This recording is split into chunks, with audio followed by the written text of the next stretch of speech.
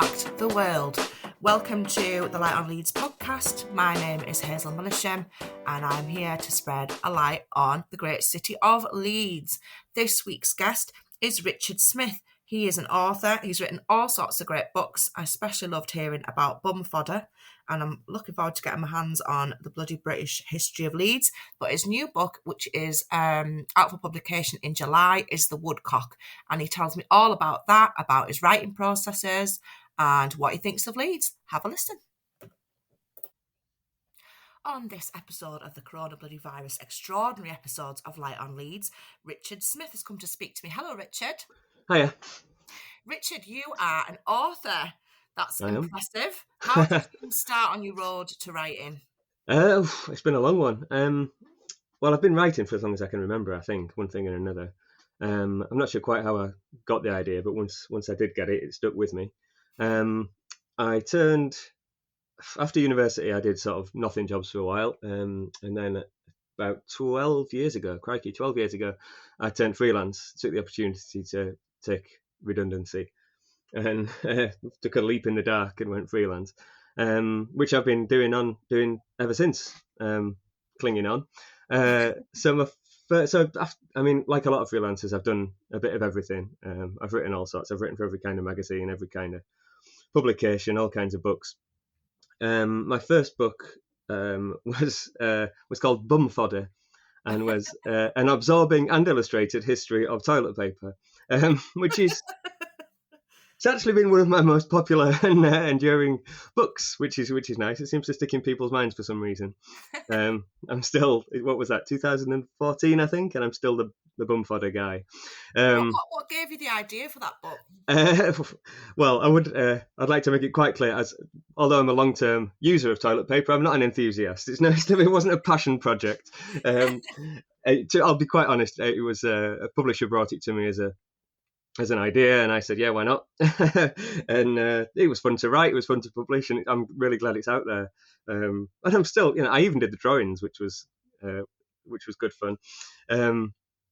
So that got the ball rolling, really. And then I wrote a couple of history books, including one on Leeds, one called The Bloody British History of Leeds, which was basically all the history of Leeds with the boring bits taken out. So anything to do with bloodshed, death, plague, war, all that good fun stuff. That's what that was about, and that was a good one.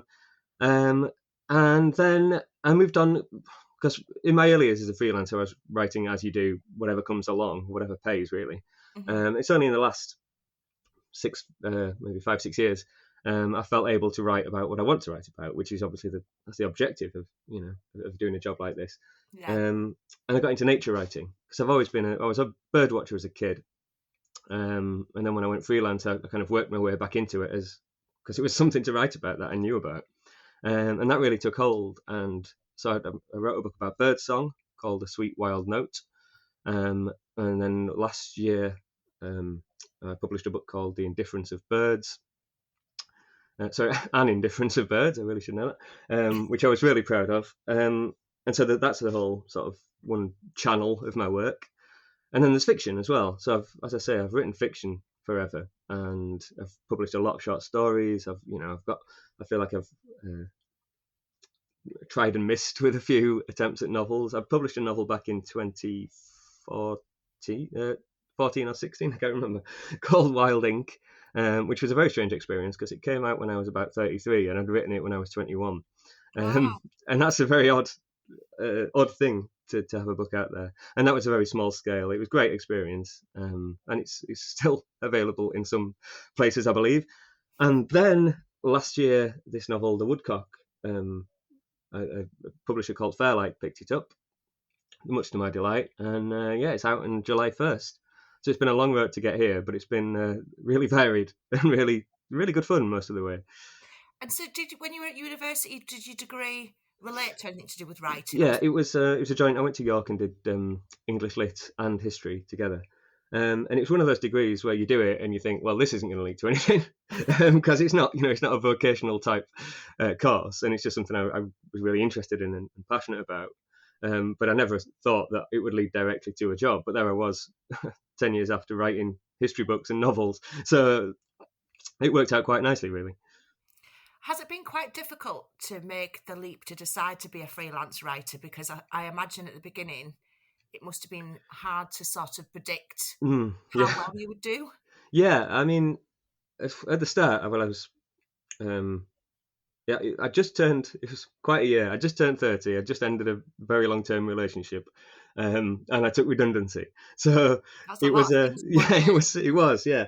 Um, so I really didn't have, I didn't have much. I had to pay some rent, which is obviously that's the main challenge. But I didn't have any other responsibilities. I mean, it's something I would think a lot harder about now. Now I've got two small children and Yeah. a mortgage. But at the time, I just thought, why the hell not? This is a good opportunity. I was really sick of my job, um, and I just went for it. And yeah, it was. You've really got to scrabble in the first. I had no connections, nothing really Yeah. to work with. So you just got to stick at it and keep trying to run to keep up, basically, Mm. which I've been doing ever since. Well, you seem to be doing very well on it. And so when you were writing the bloody British history of Leeds, is there anything that sticks out in your mind that you can tell us about? Oh gosh, there's loads. It's like all cities, it's got a colourful history, and you don't always. Some things get lost that can surprise you. Let me think. I won't have the dates to hand off the top of my head, I'm afraid, No, because it of was a little course. while ago. But there was one which was called the Dripping Riot of Leeds, which should be better known.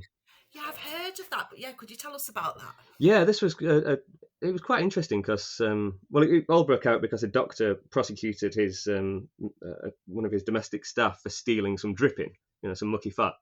Wow. And this caused outrage because obviously it was a very rather uncharitable, vindictive thing to do over the theft of Yeah. a bit of dripping.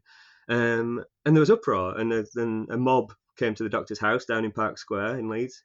Um, and it all kicked off. There's a proper riot. One man was trampled to death, unfortunately, and I'll say it is in some ways, a very silly episode, but at the same time, it has repercussions because these were the times when all these conversations were going on about sort of the working man and the respectable working class and should they have the vote, all this kind of thing, Yeah. um, and stuff like that sort of fired up the conversation about it. Like, look at how they behave. They're throwing stones at this respectable doctor's house. So it's one of those interesting, like so many of these little threads of history. When you took at it a bit, you find that a lot more comes falling out. So it's not just about a pound of dripping. It draws in all this other social history, and that's what I find really interesting about stories from history. Because I should say I'm not a historian really. I'm a storyteller more than anything, and that's why that book suited me because it's just Yeah. about telling the best stories. But as I say, once you start doing that, you realise what else you're digging into. I find it really interesting. And would you say that you have authors who've inspired you along the way? Oof, yeah. Well, yeah. Like most writers, I'm a reader, and well, now a big part of what I do is reading to write about books. But I could certainly. I'm trying to. The thing is, you always want to list every novelist or every writer who's ever inspired you, and that would be ridiculous. But and I wouldn't want anyone to think that I can't think of anyone in particular particularly now, who I write like or try to write like. It's just a No. question of taking stuff in, and I think so much of what you do as a writer is sort of done almost unconsciously by your brain. So you're Yeah. taking all these books over all these years, and then what comes out is almost processed internally. And so when I talk about inspirations, it's always in that sort of indirect way. But Yeah. writers like Vladimir Nabokov, Martin Amis, Charles Dickens, Nikolai Gogol, Iris Murdoch, Virginia Woolf, John Dos Passos. These are all pretty disparate group of writers, Yeah. but they're all ones who, Anthony Burgess, they're all ones who have made me who I am, really, as a writer and as a person, really. I think books really do shape you, and those are some of the ones who shape me. Yeah, absolutely. I'm a massive bibliophile. Hmm. I've tried to, as like my attempt to be in some way green and responsible, stop using the big internet company that everyone gets Oh books from. yeah, yeah. So It's I hard though, joined isn't up when COVID happened. Well, I was already part of the library, but the library did this great thing where they just said we're going to waive all fees, which was it? brilliant for me. Yeah, And yeah, and so you can reserve them on an app, So honestly, I think the other day I took 20 library books back. But yeah, I agree with you. I think it's something that, you just absorb all these Yeah, stories, don't you? And styles absolutely. of Yeah, writing over time. yeah, that's it. And yeah, speaking of libraries, I mean, I do own too many books. We're instituting a one in, one out policy in this house soon because it's just this can't go on. You should see the books I'm surrounded by at the minute. But yeah, the libraries around here, I'm really lucky. We've got Bradford Library, Leeds Library, and I'm also a member of the Leeds Library, which is the subscription library on Commercial Yes. Street in Leeds, Yeah. which is a very historic, the oldest, I think, subscription library in England, and that's a fantastic place to go to really feel, I don't know, it's a sort of a real bookish paradise. It's a lovely place to go and hang out. And sadly, the pandemic has sort of stymied my visits there, but I'm looking forward to getting back there as soon as I can. Yeah, that would be absolutely fantastic. I was lucky enough to visit, I think it was they do those Heritage Open Days. Mm-hmm. And I got to go and visit through one of those, and it's just so beautiful. And It it is. even It's reminds me a lot of Ghostbusters. yeah, and they had a ghost. Did you know that? I did hear about that. Yeah, that's I've in. actually interviewed Rob Pike, and he does sort of, I suppose, like ghost watch sessions, and Right. Okay. in there. But what do you know? Do you know much about the story of the ghost? It's in my book, actually. It's in Bloody British History. You'll have to. Yeah, a small section on it. Obviously, well, not obviously, but I'm a skeptic myself, as these things go. But it's still a good story, Yeah. and when you go there, you can really feel. Even if you're a skeptic, you might not want to hang out there after dark on your own. Yeah, definitely. It's got, especially when you go down to where all the sort of sliding shores and stuff are. Yeah, I exactly. just kept imagining one of the little drawers opening and all the cars Yeah. So your new book, The Woodcock, what was your what sort of started you thinking about that? It's funny because whenever I write, I sound a bit grand saying whenever I write a novel, I've published two now, but I've written more. Whenever I write something long, or even whenever I write a short story, generally end up a bit puzzled about where it originated, and normally I can only come up with saying of one point, maybe it's a setting or a name or a rough theme, and I can see where that came from, and the rest of it I just think I have no idea where this came from, just back of my head somewhere. So the Woodcock is more about, when it started, it was more about a place than anything. I wanted to write about the seaside. I wanted to write about the North Sea coast, because I'm from Wakefield originally. I'm from the very middle of the country, but I very sort of fond memories of holidays every summer to Scarborough, Whitby, Filey, Bridge, all those East Coast resorts. And then my wife is from Whitley Bay, Lovely. north of Newcastle. So I've come to really know and love Whitley Bay, Tynemouth, Cullercoats, and then further up the Northumberland coast, all these places. And I've always loved those places. I've always loved the North Sea. I've always loved the wildlife and the sort of landscapes of the coast. And I thought, well, I'll do something with that, which I did. As for where the rest of it came from, I'm not sure. So I'll tell you a bit about what the novel's about. That would be brilliant, yeah. Yeah. So it's set in the 1920s, in a place that I've made up called Gravelly, a fictional village, which is kind of unspecifically between Whitby and Teesside. And it's narrated by a guy called Jon Lowell, who's a kind of a naturalist and a nature writer, basically potters around the rock pools, and writes about it for various scholarly magazines, and his wife partly narrates it as well, Harriet.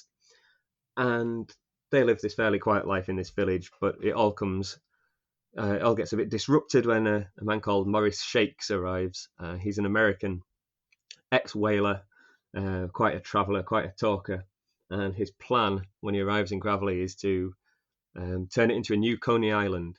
So he wants to build a pleasure grounds, which is basically a fairground, a theme park. He wants to build a huge pier going half a mile out to sea.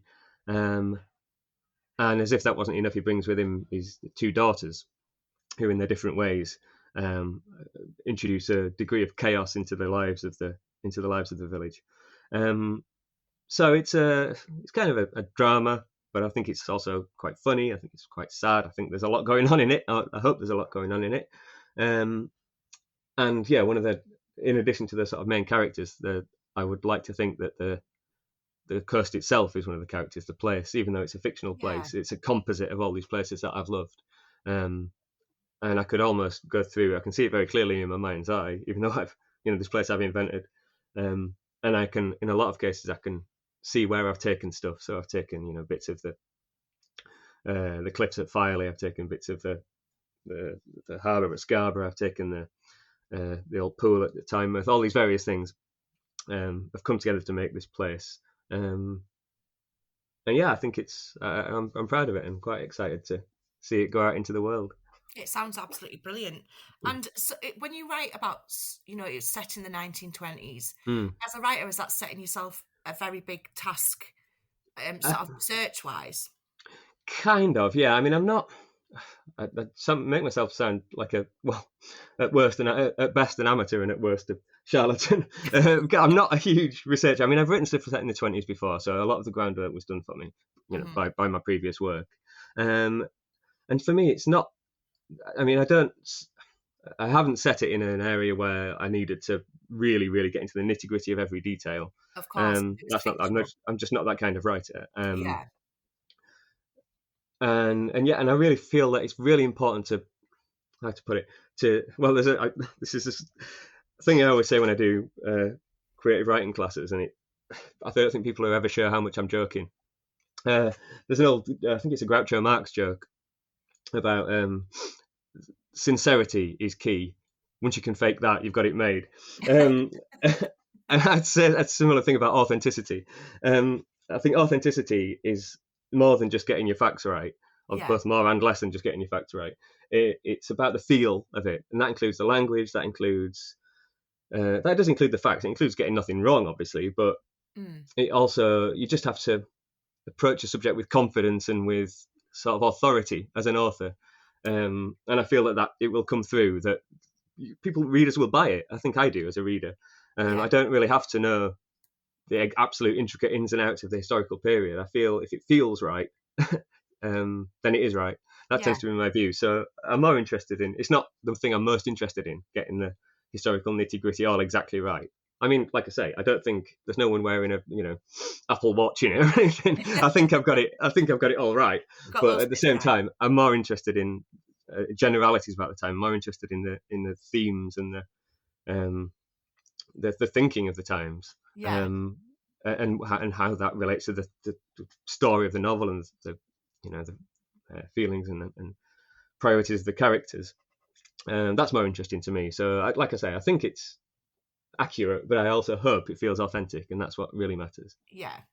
And when you finish the writing process, like when you finish the Woodcock, do you sort of miss the characters that you've inhabited for such a long time? Kind of, yeah. I mean,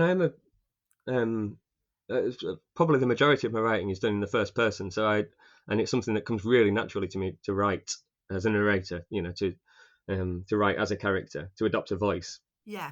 I mean, I think it's probably one of my strengths. And so it is a bit odd. I mean, I wouldn't go so far as to say I miss it exactly, but it becomes a habit of language that probably hangs around for a little while afterwards. If I'm writing emails or whatever, I'm probably doing them ever so slightly in the voice of Jon Lowell after I've finished a book. But it is an interesting thing that the way, I mean, I don't have to miss them because they're still there. They're still in my head, and I can summon them whenever I want, really. Yeah. And obviously now I can actually look in the book and see them again. So that it's an interesting relationship that you have with characters, but I certainly don't think you say goodbye to them when you finish the novel, because once you've summoned them, like uncooperative demons, once you've summoned them, there's no getting shot of them. Yeah, exactly. Yeah. Oh, how do you feel about reviews? Does that feel difficult? Because I imagine you spend a lot of time, and I imagine you get feedback from your publishers and stuff like that. But once you sort of put it out into the world, is that quite a daunting prospect for you, or do you welcome it? One of the most daunting elements is that I'm a critic myself. I mean, that's one of my other jobs. I write book reviews and I write essays about books, and I have in the past not been completely charitable. I mean, I always try to be honest, but I have written the odd stinker myself. So I'm quite aware that if I live by the sword, I've got to be prepared to die by the sword. And to be quite honest, I'm not going to say I would be indifferent to a bad review. I mean, so far in my career, I've been pretty lucky. Oh, except a writer in the Scotsman did say that Bum Fodder was one of the most pointless books ever written, Oh and no. what was the phrase? Something like completely unfunny. But then, Oh. I've forgotten it by now. It was a long time ago. Barely remember it. But apart from that, I've generally done okay in reviews. And if I did get a stinker, I'd like to think, well, that's just how it goes. I am open to criticism. I'm a critic, and I inhabit that world. I'm happy to have those conversations. I do understand how it works. I'm not going to Yeah. be certainly not going to be one of those writers who's resentful about it. No. I don't think there's any need for that. I'm prepared to accept that most critics, write in good faith, even if they give you an absolute stinker. That's what they think, and they have earned if they're professionals or whatever, they've earned. Well, even if they're not professionals, if they read your book, they've earned a right to voice an opinion. So yeah, I'm fine with it really. Yeah. And I Like I suppose said, I hope people like it, but yeah. I like it. That's that's quite important to me. I'm proud I of mean, it. whether you And like a book or not can be incredibly personal anyway, Mhm, can't it? absolutely, yeah. But I do think it's. I'd like to think it hits a fairly well. We'll see, but I'd like to think it's aimed at a fairly broad readership. This one, I've written the odd thing in the past that's been quite sort of obscure, and I've wondered what the hell are people going to make of this. But I'd like to think the Woodcock is quite accessible in that sense. But we'll And see. yes, of course, I'm sure it is. And when you work with a publisher, Mhm. how is that? Do you have a publisher that you work with all the time, or No, do I you? skip between them. Right. I mean, as in fiction particularly, you trying so hard to land your work somewhere. At my stage of my career, anyway, that you tend to just try take shots at all different kinds of publishers and companies and hope you get lucky. And I really did with this one. Fairlight, who are a smallish company, a smallish publisher based in Oxford. Um, excuse me, have been fantastic. As have most of the publishers. All, in fact, the publishers I've worked with have been fantastic. Um, Going back to Souvenir Press, who did Bum Fodder, and then Uniform Books did my last one. They were absolutely brilliant. That was my last bird book. And Dead Ink, my first novel, Wild Ink, was actually published by Dead Ink. I don't know if you've heard of it, but it's a I have, small. yeah. It's doing pretty well now as an indie, as a good northern indie, and it's turning out some really good work. But along with S.J. Bradley, I was the first print book that they published, so it was quite a privilege to be in it. Even though it was a bit of for all of us, it was a bit of a shambles. So we were all learning as we went along. Yeah. But it was quite nice to be in on the ground floor or something like that. And as I say, now Dead Ink are doing really well. So yeah, I've written for all kinds of publishers, but it's always a good experience, and it's always exciting. I mean, it never loses that. Without wanting to sound like too much of an old hand, I never get tired of well, as a lot of sort of writers and wannabe writers and unpublished writers will know, it's such a big deal to have somebody take your work seriously. Yeah. Seriously enough to employ somebody to read it, and then employ somebody to proofread it, and then actually have conversations about it. I mean, this is one of the things that you really long for as a writer. Yeah. In addition to obviously being published is great, but just that initial thing of people engaging with your work, it's just really nice feeling. And yeah, that's been a really good experience with all the publishers I've worked with. I mean, they all probably hate me because I'm a shocking rewriter. I'm just first draft as far as I'm concerned is fine. Well, that's a slight exaggeration, but I do work really hard to make it work the first time. I envy those writers who can just say, "Oh, I just bashed out 100,000 words. It's all terrible, and I'll rewrite it afterwards." I can't do that. I just No. can't. It doesn't come out like that for me. My brain won't let me. Yeah. I've got to work it as I go along, and so when I get lists of rewrites, I tend to swear quite a lot. And I mean, obviously, I'm a very obliging professional, and I do it as I'm asked. I've actually rewritten the ending of this one 3 times for different, not for the same publisher. They're not torturers, Yeah. but for different phases of discussing it with people. One agent said, "Oh, the ending should be this," and so I changed it and then took it to someone else. Oh no, the ending was better before. Right, Oh okay. no. Yeah, so it's come and gone. I think we ended up in the right place in the end now. Oh, good. And yeah, I just should apologise to any publishers or editors I've worked with before, because I know I'm shocking. When you finished a big project like this, then, because I suppose it's kind of not it's kind of not. So the book is finished, and then obviously it's going to be released in July, and I imagine there'll be some publicity around it. But when you finished a big project, do you have to have sort of a period of rest before you even start thinking about your next? Chance would be a fine thing. Oh. I'd bloody love a period of rest, but with one thing or another, as a freelancer, it's not something you really get much opportunity to do. You've got to keep running. Yeah. So, and as always, I've got a lot of plates spinning at once. So actually, in terms of novels, I've started tentatively working on a new one, but early days, and it's finding time is the thing. But I've got my non-fiction in the works already, and you've just got to keep, as you say, there's such a lag between starting something and getting anywhere. You really can't wait. You can't take 3 years off to do that whole process. So you've always got to be doing a lot of things at once, finishing one thing, starting another, all these different parallel projects going on. And yeah, as you say, it's a really long time. I mean, it's not compared with that first novel where it was a 12-year gap between writing and publishing, but even a quickish turnaround is a long time. Yeah. It's a bit like when you see film actors doing press, and they're having to talk about this film that they made probably 4 or 5 years ago, and have done a film 2, 3, 4 films since. It's quite a strange experience having to, mentally live in that, go back to that world. Yeah, I bet. And how disciplined are you about your writing? Do you have certain hours that you write in, or do you wait until sort of the muse takes you? How do you work that? Well, I'm always doing, because I'm a freelancer and because I've got a family and all that.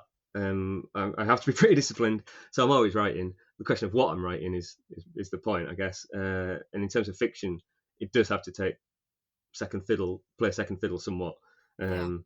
Because unless you don't know generally when you're writing fiction that it's going to end up paying, unless you're very well established. And sometimes you have to knuckle down and focus on the stuff that does have a definite paycheck at the end of it. And when I first went freelance, as I say, I was living by myself and I could work whatever hours I want. So then I was the proper slightly ridiculous image of the struggling writer, up all hours, living off beans and red wine and all that. So that did that for a few years. But since my wife works regular hours, we have childcare. So I'm pretty much 9 to 5. Boring, but and I'm even more boring because you see writers going on about, I've got my notepad, I'm going to go and write in the woods or in the park. I can't do that. I can only write. I write at my desk at my computer and that's it. Yeah. I think elsewhere. I mean, that's the whole thing. Kind of what I was saying about your brain doing all the work in the background. Yeah. I fed the stuff in. It's all working. It's all ticking over, like a compost heap. And then the result comes out when I'm sat at my desk at my computer. I don't make notes. I don't do anything like that. I'm like a proper office drone. I just come in, sit here, and write. And it works. It's not. It sounds a bit mechanical, but it's not. It just works. It's just what works for me. I think that's the thing, isn't it? Like, I've read lots of authors talk about, how they arrange themselves and what they do, and it's all very different. Yeah, absolutely. Yeah. Everyone's got their own way, and there's no right way to do it. And I think people, well, you know what writers are like. They're always ready to, and I include myself in that. We buy into all kinds of sort of, how do I say, myths, but pleasing stereotypes about what we do. So everybody wants to be the interesting writer with the moleskin in the coffee shop, or in the ruffish bar, being the writery type. And I've done my share of that, but ultimately it's the work that matters. And if you can do that sitting at your desk and finish at 5 to see your kids, then great. And that's what I'm going to do. So yeah, I don't blame you. It sounds like it's working perfectly for you. So, Richard, you are actually, we're cheating a little bit, but I'm allowed to because it's my podcast. I can make the rules. So we're cheating a little bit because you are at the moment based in Shipley. But I am. For any of us who live in Leeds, we know Shipley's just, it's not that far away, is it? No, exactly. And you've spent quite a lot of time in Leeds through your life? Yeah, I've always sort of orbited it. Like, I'm from Wakefield originally, and I went to uni in York, and I lived in Leeds for quite a while. Lived in North Leeds, lived in Horsforth for a good while, and now Shipley. When we first moved here, Leeds still felt like our city because it takes less time to get to Leeds from here than it did from Roundy, where I It's used to crazy, live. isn't it? Yeah. So we're embracing Bradford a bit more now, but yeah, still very much Leeds in my head. So that Although to means say that, I'm trying to keep up with Leeds these days is a nightmare, particularly when we've not been in for a while with COVID. yeah. The rate of new openings and closings, sadly, but the rate of change in the city is ridiculous. So Leeds as I knew it 18 months ago has probably changed a fair bit. Yeah, it's really. I mean, it really has. It's just seems to be constantly moving, doesn't it? Yeah, exactly. But it's a healthy thing for a city, isn't Definitely. But that means that you are perfectly qualified then to answer it? 3 questions that I ask every guest. Yeah. The first one being, what would you say is great about the city of Leeds? Oof. Well, as a man from Wakefield, that's a very difficult and dangerous question for me to ask. I'll have Wakefield lobbyists coming down on me hard. There's nothing good about Leeds. The best thing about Leeds is the road to Wakefield. No, no, the best thing about Leeds is the pubs. The best thing about most cities is the pubs, but Leeds is fantastic for pubs. Always has been. The old style pubs, the new style pubs, it's just fantastic. Sitting in a pub with a book is something I've done a lot of in Leeds, and it's my favourite city. Favourite city to do that in, with apologies to Wakefield. Is there any particular pub that you like doing it in the best? Oh, there's so many. Whitelocks is a favourite. I know it's a cliche, but it takes some beating. It does. But I've worked my way around quite a lot of them over the years. I always enjoy a very cheap pint in the Angel. That's not a bad one. And you can get a quiet corner, and there's normally some slightly mad person comes and talks to you. So it's always something going on. Yeah, definitely. And if you had to choose something, what would you say is not so great about the city? I don't love Briggate. I mean, I've just named 2 pubs that are on Briggate, which slightly contradicts that. But really, they're off little alleys. Off. Yeah, exactly. Yeah. The alleys are great, but I don't know. It doesn't have much. As a centre, I feel like it misses something. I don't really feel, I don't know, embraced by it like I do with some cities. But that's a pretty small complaint, and there's so much going on. It's such a big place. There's so much going on. I just wish, particularly if you're walking through it in the evenings, I just wish it felt a bit more. I don't know exactly what. Something missing. That's all. Yeah, I feel like Brigate's very much. It's very sort of big corporate stores. Exactly. Yeah. It's very commercial, isn't it? Independence, is there? Like if you go to Liverpool, I mean, there are lots of independent stores and bars and restaurants, of course, in Leeds. Yeah. But it feels like you sort of have to go. Yes, absolutely. That's it. There's that circle, isn't there? Sort of circling the city is where all the indies are, and then the central bit, Briggate, and those other few streets off. Yeah, it's very commercial, which is what Leeds is. It's a commercial city. So yeah, I would like. It's a shame because you could visit. You can visit a Marks and Spencer's in any city in the world. Yeah, that's it. But and it's one of those places where you need to know where to go. You can't just if you're a tourist getting off the bus on Briggate thinking here we are, this is where it's all going on, you'll miss so much. Yeah. I know that's the case with all cities, but to some extent. But I think with Leeds, it's really you need someone to show you where to go. Yeah, definitely. And if somebody had been a resident of Leeds for a very long time, would you be able to tell them a hidden gem that you think they may never have heard of? I'll tell you what, the Leeds Library is one, because I'd come through Leeds that many times, and I looked, someone mentioned it to me, I thought, Leeds Library, what's that? And I looked it up and I saw where it is. It's literally above Paperchase on Commercial Street, and is it Nationwide? And I thought, what? No, it can't be. They must be. Why haven't they got a sign or something? And I walked past next time I was in Leeds, and they've got a big gold sign that's always been there saying the Leeds Library. Just goes to show, and if you're in a city, look up. Definitely. And then there's this beautiful historic library right there, and as you say, you can arrange visits and stuff. You can go and have a look around. It's absolutely fantastic. So I think that's the one people really need to know about. Definitely, and it's funny because exactly the same thing had happened to me. I'd heard about it, and then I arranged the Heritage Walk, and I couldn't believe that I'd walked past that place so many times. Yeah, it's mad, isn't it? Yeah, it really is a hidden gem. Well, thank you so much for telling me about those. Well, thank you. What will you be doing with the rest of your day today, Richard? Working until it's my time to take the kids. It's Friday, so they'll be completely out of their minds, so which is always good fun. They're 2 and 1, so it's all happening. Yeah. So yeah, I'll be working on a couple of essays for now, and then that. So good fun. Yeah, nice relaxing weekend. Yeah. Well, I'll put lots of links in the podcast to your website so that people can pre-order your book. Fantastic. Woodcock. Thank you. And yeah, best of luck with everything. Thank you very much. Thanks for having me on. Thank you.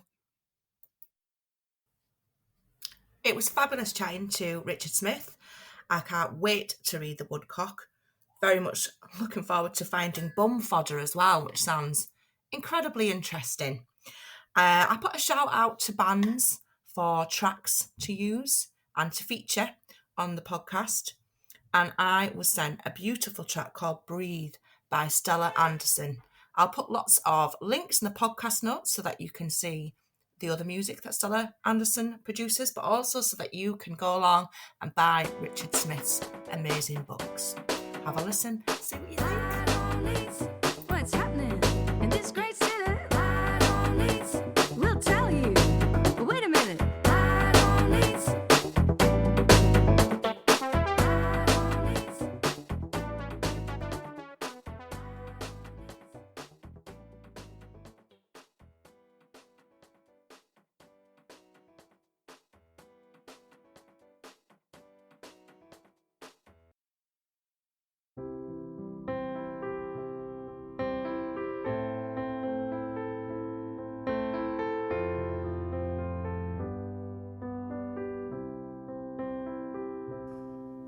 If you fall, I'll give you my hand and wings to help you land. Every last breath I have is yours. Now breathe. This heartbeat is for you, a rhythm to see it through. These dark days I am here. Now breathe. I'll give you air to breathe. I'll give you all of me. I'll give you everything. Now breathe. I'll give you air to breathe. I'll give you all of me. I'll give you everything. Now breathe.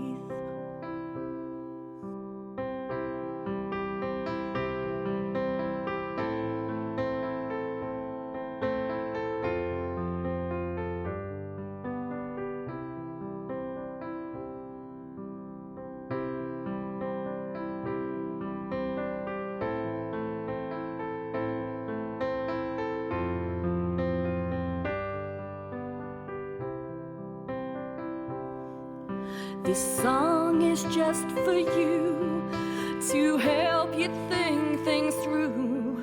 I'm always by your side. Now breathe. I'll give you air to breathe. I'll give you all of me. I'll give you everything. Now breathe. I'll give you air to breathe. I'll give you all of me. I'll give you everything. Now breathe.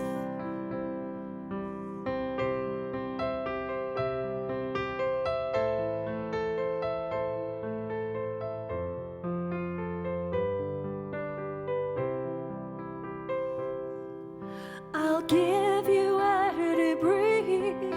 I'll give you all of me. I'll give you everything. Now breathe. I'll give you air to breathe. I'll give you all of me. I'll give you everything. Now breathe. I'll give you everything. Now breathe. I'll give